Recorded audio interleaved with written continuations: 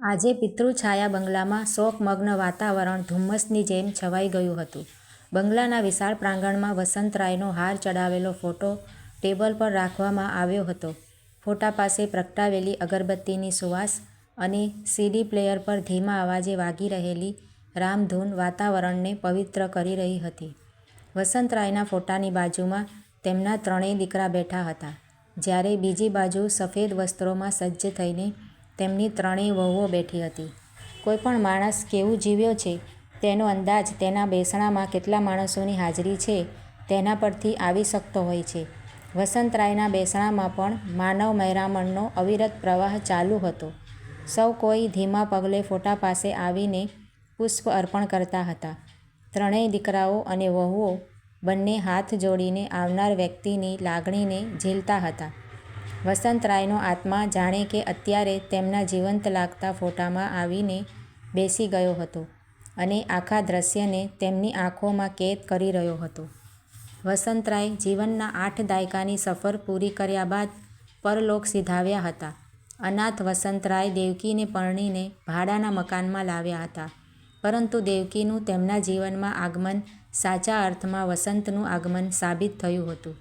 દેવકીના પગલાં વસંતરાય માટે એટલા બધા સુકન્યાળ સાબિત થયા હતા કે માત્ર 3 જ વર્ષના ગાળામાં વસંતરાયે ધંધામાં અઢળક કમાણી કરી હતી અને 28 વર્ષની ઉંમરે તો તેમણે આ વિશાળ બંગલો બનાવવાનું સાહસ કરી નાખ્યું હતું.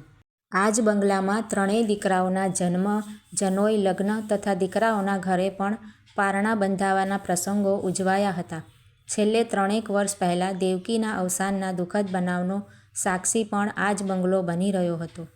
વર્ષો પહેલાં મોટા દીકરા મેહુલે વસંતરાયને પૂછ્યું હતું, "પપ્પા, તમે ખૂબ જ મહેનત કરીને જાતે કમાઈને આ બંગલો બાંધ્યો છે, તો પછી તેનું નામ પિતૃછાયા કેમ રાખ્યું છે?" મેહુલ તો એમ માને છે કે બાપ દાદા તરફથી મોટો દલ્લો મળે અને તે પૈસામાંથી બંગલો બાંધવામાં આવે તેનું નામ જ પિતૃછાયા રાખી શકાય. વસંતરાયે દીકરાને ધારદાર પ્રતિપ્રશ્ન કર્યો હતો.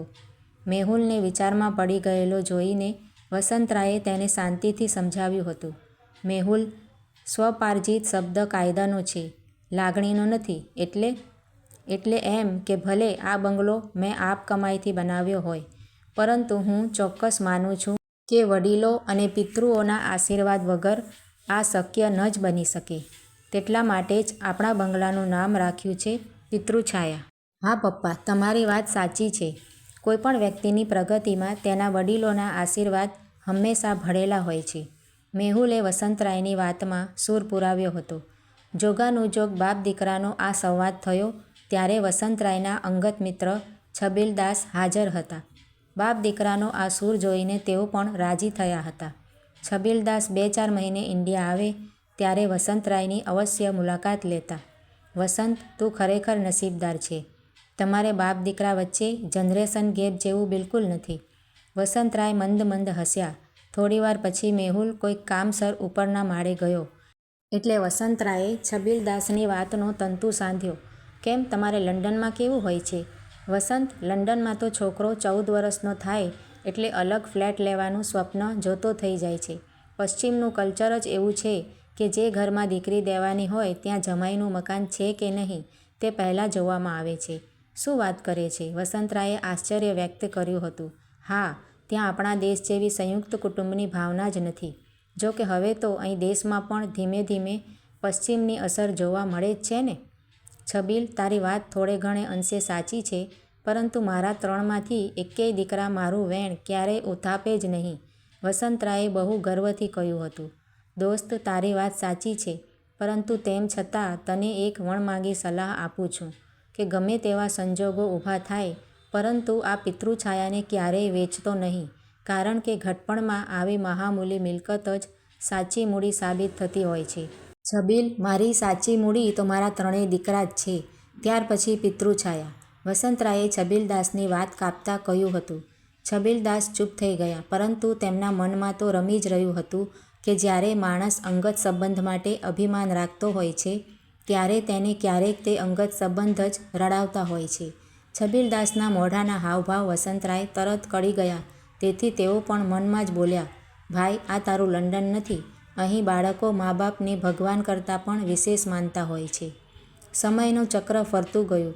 વસંતરાય પ્રૌઢમાંથી વૃદ્ધ બની ગયા.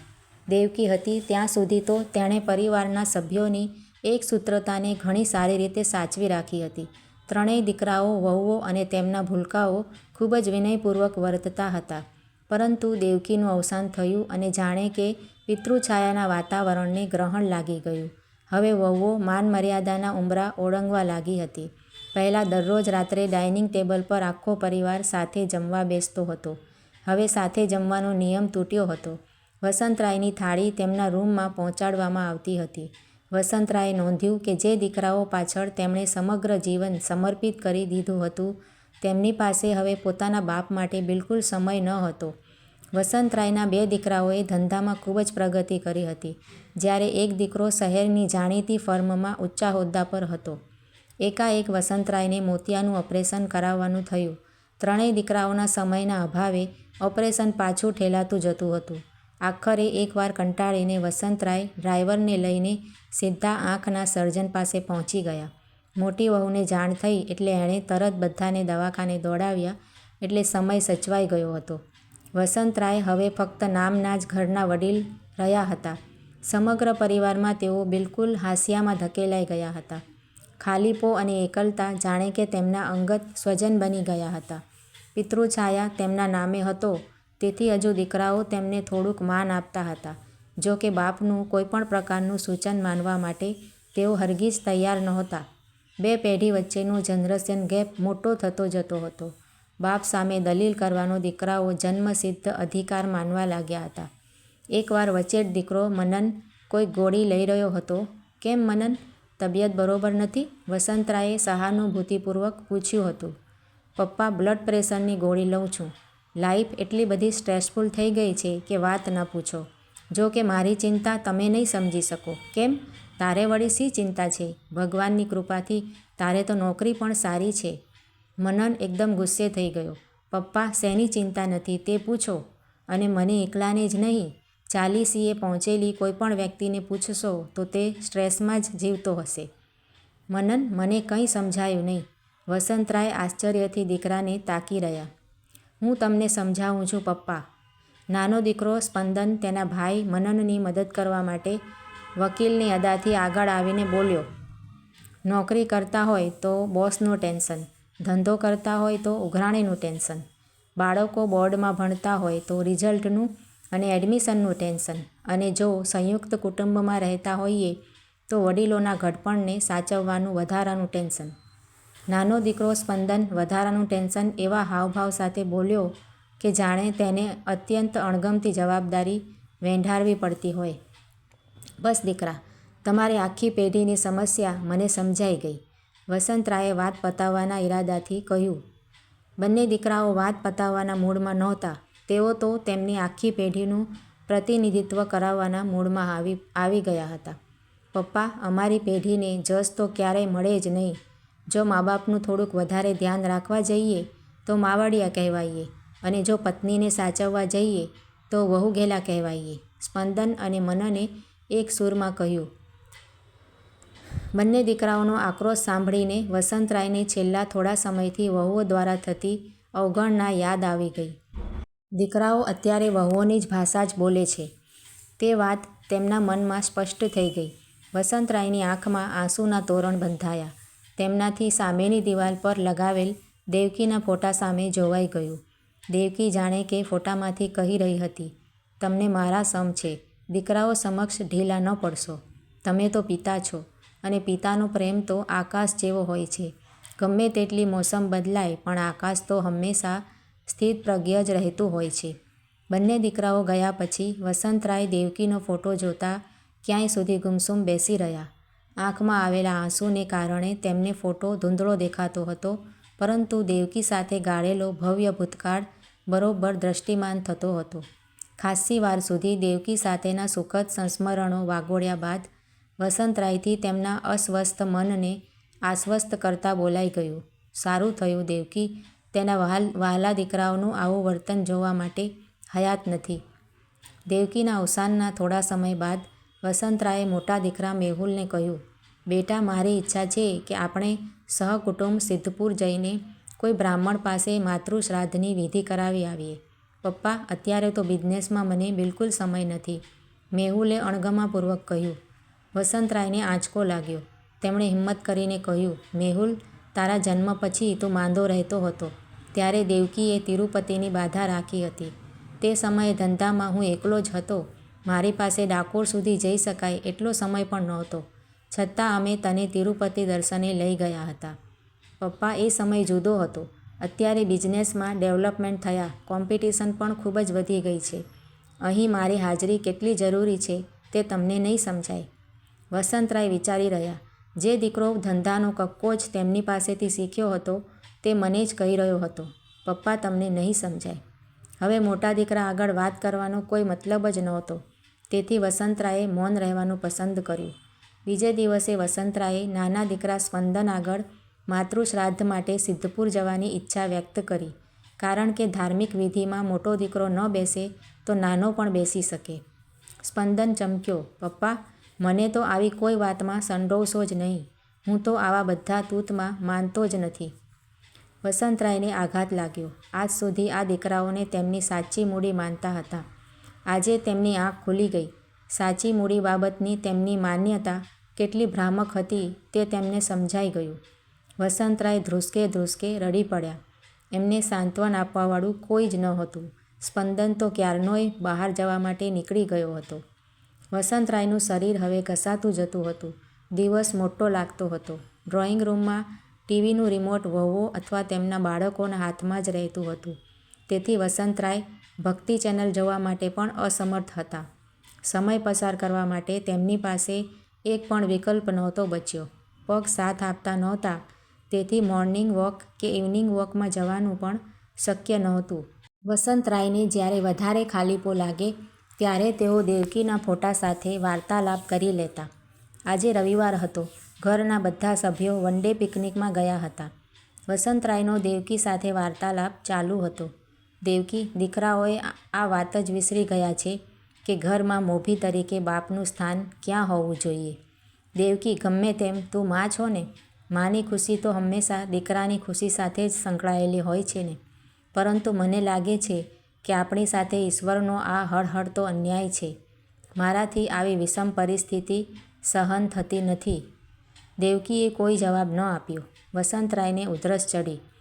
તમે તમારી તબિયત સંભાળજો, કારણ કે મને લાગે છે કે તમે માંદા પડશો તો કોઈ તમારી ચાકરી કરવા માટે સમય નહીં ફાળવી શકે. દેવકીએ ધીમા અવાજે કહ્યું. હા, તારી વાત સાચી છે. દેવકી, પણ એક વાત કહું. શું? દેવકીએ ફોટામાંથી પૂછ્યું. ત્રણેય વહુઓની સજાગતાને દાદ દેવી પડે તેમ છે. એટલે એમ કે ત્રણેય વહુઓ, તેમના પતિ અને બાળકો મારી સાથે હળેમળે નહીં તે બાબતે ખૂબ જ સજાગ છે. વૃદ્ધાવસ્થામાં આવી સમસ્યાનો સામનો કરવો પડશે તેવી તો મને કલ્પના જ નહોતી. મોડી રાત્રે પિકનિકમાંથી બધા પરત આવ્યા. કોઈને વસંતરાયનું સાંજનું જમવાનું બાકી છે તે યાદ પણ આવ્યું નહીં. વસંતરાય ભૂખ્યા પેટે જ ઊંઘી ગયા. વસંતરાય હવે વિષમ પરિસ્થિતિને સહન કરવા જતા હતા. જ્યારે વહુ થાળી પછાડીને મૂકતી ત્યારે તેમને ખ્યાલ આવી જતો કે આજે પુત્રવધૂ ગુસ્સામાં છે. તેઓ આખો દિવસ તેમના રૂમમાં જ પડ્યા રહેતા હતા. પરંતુ પરિવારની નાની મોટી દરેક વાત તેઓ હજુ પણ પામી જતા હતા. વૃદ્ધાવસ્થામાં કેટલીકવાર શરીરના અંગો વધુ શિથિલ થઈ જાય ત્યારે સિક્સ્થ સેન્સ વધુ પાવરફુલ થઈ જતી હોય છે. ત્રણેય વહુઓ વચ્ચેનો ખટરાક અને નાની નાની ચળભળ વસંતરાયના ધ્યાન બહાર નહોતી. ત્રણેય વહુઓને હવે સ્વતંત્ર રીતે રહેવું હતું. તેથી તેમણે તેમના પતિ પાસે અલગ મકાન લેવાની જીદ પકડી હતી. આખરે એક દિવસ સવારે ત્રણેય દીકરા ભેગા થઈને વસંતરાય પાસે આવ્યા. જમાનો જોઈ ચૂકેલા વસંતરાયની અનુભવી આંખે પારખી લીધું કે દીકરાઓના મનમાં ચોક્કસ કંઈક વાત છે. વસંતરાય જાણી જોઈને ચૂપચાપ બેસી રહ્યા. મોટા દીકરા મેહુલે વાતની શરૂઆત કરી. પપ્પા, અમારા બધાની ઈચ્છા છે કે આ બંગલો વેચીને આપણે ત્રણ ફ્લેટ લઈ લઈએ. વસંતરાયને થોડા વર્ષો પહેલાં તેમના મિત્ર છબીલદાસની બંગલો ક્યારેય ન વેચવાની સલાહ યાદ આવી ગઈ. વસંતરાય ગળું ખોંખારીને બોલ્યા. પિતૃછાયા મારું હૃદય છે. તે વેચવાનું મને યોગ્ય લાગતું નથી. પણ પપ્પા, અત્યારે રિયલ એસ્ટેટમાં તેજી છે. 6 કરોડ તો આસાનીથી આવી જશે. 2-2 કરોડના 3 લક્ઝુરિયસ ફ્લેટ લઈ લઈએ તો બધા સ્વતંત્ર રીતે રહી શકે. વળી આપણા એરિયામાં ઘણા બંગલા બિલ્ડરોએ ખરીદી જ લીધા છે ને. નાના દીકરા સ્પંદને દલીલ કરી. પણ પછી મારે ક્યાં રહેવાનું? વસંતરાયે વારાફરતી ત્રણેય દીકરાઓની આંખમાં જોયું. ત્રણેય દીકરાઓ નીચું જોઈ ગયા. થોડીવાર માટે મૌન છવાઈ ગયું.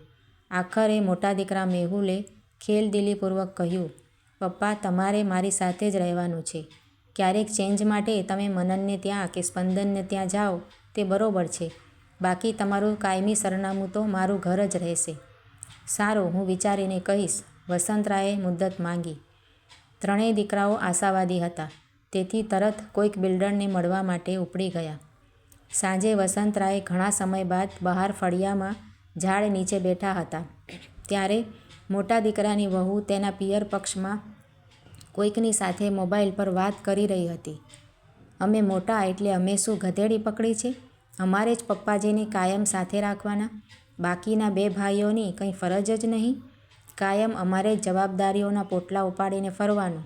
મેં તો મેહુલને કહી દીધું છે કે ત્રણેય ભાઈઓએ 4-4 મહિના પપ્પાજીને રાખવાના વારા બાંધવાના છે. વસંતરાય આગળ કશું સાંભળી ન શક્યા. તેઓ મનમાં સમસમી ગયા. હવે તેઓ સ્પષ્ટપણે સમજી ગયા કે પિતૃછાયા જેવો આશરો છોડીને તેમને ઓશિયાળું જીવન જીવવું પડશે. હવે તેઓ પરિવારના સભ્યો માટે વધારાનો બોજ બની ગયા હતા, અને તે પણ એવો બોજ જેને ફરજ સમજીને નહીં, પરંતુ માત્ર સમાજમાં આબરૂ જળવાઈ રહે તે માટે જ દીકરાઓ અને વહુઓ ઉપાડી રહ્યા હતા. 20 દિવસ પછી એકાએક વસંતરાયની તબિયત લથડી. એમ્બ્યુલન્સ બોલાવવામાં આવી. વસંતરાયથી બોલી નહોતું શકાતું, તો પણ વારંવાર બોલી રહ્યા હતા. મારે મારો આશરો નથી વેચવો. હું પિતૃછાયા નહીં વેચવા દઉં. પિતૃછાયા મારું હૃદય છે, મારો આત્મા છે. એમ્બ્યુલન્સમાં બધા તેમનો લવારો સાંભળી રહ્યા હતા. હવે સૌને ખાતરી થઈ ગઈ હતી કે વસંતરાય કોઈ પણ સંજોગોમાં બંગલો વેચવા નહીં દે. હોસ્પિટલે પહોંચ્યા પછી વસંતરાયની તબિયત વધારે બગડી. તેમને વેન્ટિલેટર પર રાખવા પડ્યા. બીજે જ દિવસે સવારે તેમણે દેહ છોડી દીધો. બેસણામાં રાખેલા ફોટા પાસે અગરબત્તી બુઝાઈ ગઈ એટલે ત્રણેય આગિયાકી દીકરાઓએ ઊભા થઈને બીજી વધારે અગરબત્તી પ્રગટાવી. અનાયાસે જ તેમનું ધ્યાન ફોટા પર પડ્યું તો વસંતરાયની આંખો જાણે કે વારાફરતી તેમને ધ્યાનપૂર્વક જોઈ રહી હતી. 3માંથી એકેય દીકરો ફોટામાં પણ બાપની સામે આંખ મેળવવાની હિંમત ન કરી શક્યો. 2 દિવસ પછી રાત્રે ઘરના તમામ સભ્યો બેઠા હતા. પિતૃછાયા વેચવાનો સોદો શક્ય એટલો વહેલો કરી લેવાની સૌ કોઈની ગણતરી હતી.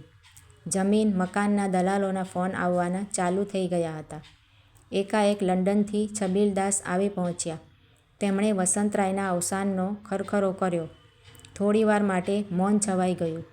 ત્યારબાદ છબીલદાસે ધીમેથી તેમના ઝભ્ભાના ખિસ્સામાંથી કાગળ કાઢ્યો, જે તેમને વસંતરાય તરફથી 4 દિવસ પહેલાં જ મળ્યો હતો, અને છબીલદાસે ગંભીરતાપૂર્વક કહ્યું, આ પત્રની સાથે વસંતે કરેલા વિલની કોપી પણ છે. સૌ કોઈને નવાઈ લાગી. છબીલદાસે મોટેથી પત્ર વાંચવાનું શરૂ કર્યું. વસિયતનામું કરવાની મારી કોઈ જ ઈચ્છા નહોતી, પરંતુ દેવકીના અવસાન પછી મારે મારા જ ઘરમાં પરાયા થઈને રહેવાની અસહ્ય સજા ભોગવવી પડી છે, જેને કારણે ના છૂટકે હું વિલ કરવા માટે મજબૂર બન્યો છું. દેવકીના અવસાન પછી હું તૂટી રહ્યો હતો.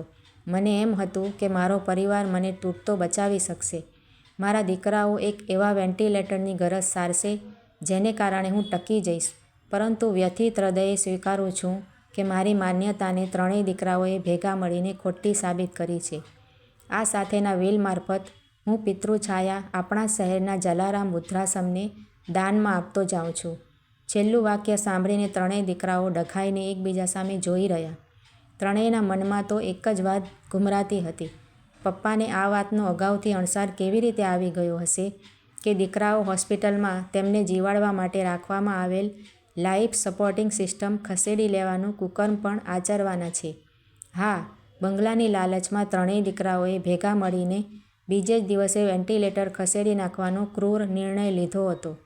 વસંતરાયનું વસિયતનામું સાંભળીને હવે દીકરાઓની આંખમાં પસ્તાવાનું વિપુલ ઝરણું ઉતરી આવ્યું હતું.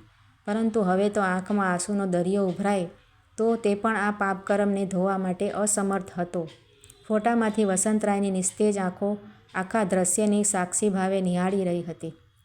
મિત્રો, આ વાર્તા તમને કેવી લાગી છે તે કમેન્ટ કરીને જરૂરથી જણાવજો અને જો સારી લાગી છે તો વિડીયોને લાઇક શેર કરીને આવી જ બીજી વાર્તાઓ જોવા માટે મારી આ ચેનલને સબસ્ક્રાઈબ જરૂરથી કરજો. વિડીયો જોવા માટે તમારા બધાનો આભાર માનું છું.